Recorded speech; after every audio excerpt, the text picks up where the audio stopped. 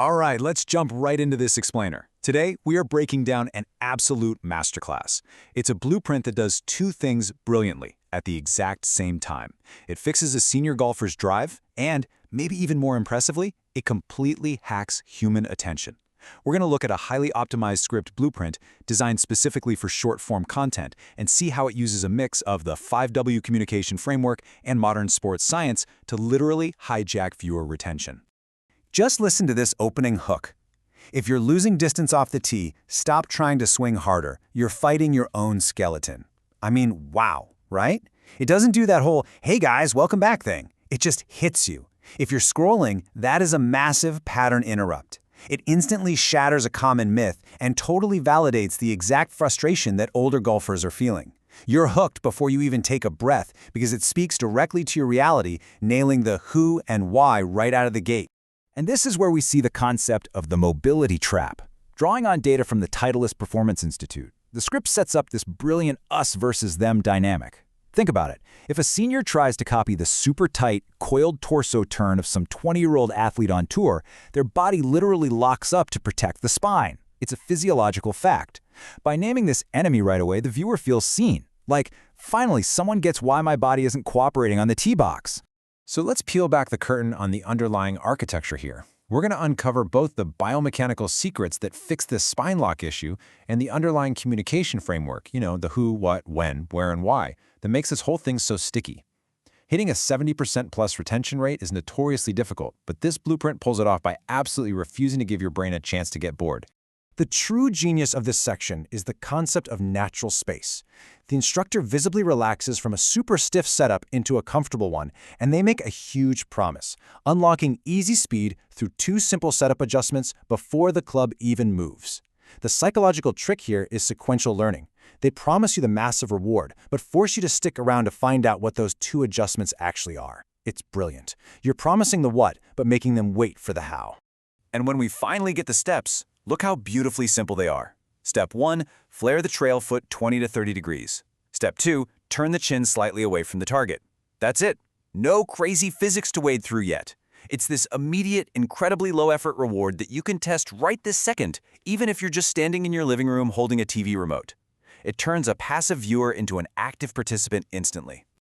But, okay, here's where it elevates from a run-of-the-mill golf tip into elite-level instruction. It delivers a micro-payload of orthopedic validation. It explains exactly why this works. Flaring that foot mechanically compensates for reduced internal hip rotation. It alters the angle of your hip sockets so your pelvis can rotate freely without putting all that horrible strain on your lower back. It's a bite-sized piece of sports science that solves a very real physical pain point. Then we hit step 2, which is packed into this incredibly sticky, memorable cue. Traditional golf instruction always yells at you to keep your head down, right? But doing that actually freezes your thoracic spine. By just pre-turning the chin slightly away at setup, you release all that tension. Free your neck, free your shoulders. I love that. 6 little words that perfectly summarize some pretty complex kinesiology. Moving into the actual swing, look at how the dry biomechanics are mapped directly to sensory triggers. Stuff like an inside and up circle or a crisp, audible whoosh at impact. These aren't just random words, they are highly calculated visceral cues. They're designed to make you actually feel the lesson in your bones, rather than just overthinking the mechanical positions. Take the aerodynamics, for example. Shifting the attack angle upward minimizes that awful backspin that just robs you of distance. It maximizes carry for slower swing speeds. But pay attention to the psychology here. It explicitly tells the viewer what to forget hitting down, and replaces it with one simple visual path, an inside and up circle. It's totally actionable and backed 100% by the physics of launch angles. And when it comes to the downswing, the script uses words like snap and zing. Why? Because it shifts your brain away from intimidating technical mechanics and straight into your imagination. It practically guarantees the viewer stays hooked because it's promising the ultimate sensory reward, that feeling of flush, effortless, perfect contact that every single golfer is out there chasing. Okay, now we are entering the danger zone of any short-form content, the ending. This script deliberately, purposefully avoids the absolute fatal flaw that tanks analytics, signaling that the explainer is over. The very second people hear "in conclusion" or "thanks for watching," they're gone. They swipe away.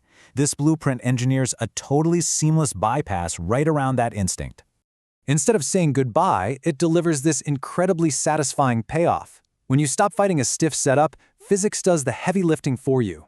The macro reward is delivered right there. And then, without missing a single beat, it seamlessly routes the viewer right into a companion guide about saving their lower back on approach shots. You don't even realize it's ended, you're just caught up in this frictionless loop of learning. So looking at this retention checklist, it perfectly summarizes the architectural genius of the whole blueprint. You've got fast, rhythmic pacing with absolutely zero dead air, shifting the visuals every 7 to 10 seconds. You pair that kind of pacing with solid biomechanical validation from TPI data, and then you constantly feed the viewer these tiny, rewarding micro payloads to keep them tuned in. It is just an unbeatable framework. And it all culminates with this final open loop. If freeing your spine fixes your drive, what could it do for your iron play? By ending on that specific question, we leave the viewer incredibly curious, practically eager to rethink the biomechanics of their entire game. So I want to leave you with a similar thought to chew on. If a beautifully structured 3-minute script can completely rewire how someone swings a golf club, imagine how applying these exact retention principles could transform the way you share your own ideas.